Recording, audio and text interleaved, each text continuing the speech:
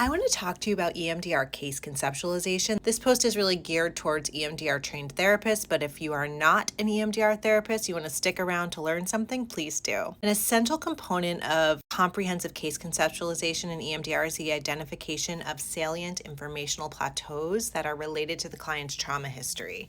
We can think of informational plateaus as clinical themes that are present throughout the client's narrative, which represent distorted perceptions of self, others, of the past and the present, of belonging and exclusion, and also distortions around control. These distortions really stem from unprocessed memories that have been stored without access to the adaptive information that's needed for resolution. There are 4 informational plateaus that EMDR therapists think about, which include responsibility, control, safety, and connection. These plateaus really point to distorted conclusions about the self that the client might articulate as a negative core belief. The informational plateau of responsibility is characterized by distorted conclusions about the self.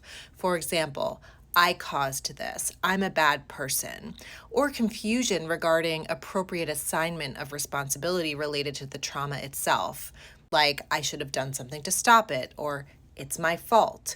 Often the client will also struggle to differentiate age-appropriate behavioral expectations for a child versus an adult. For example, a person might blame themselves for the trauma that occurred when they were a child. The clinical objective when working with this informational plateau is to help the client assign appropriate responsibility. So let me know in the comments what you think and if you want me to talk about the other informational plateaus.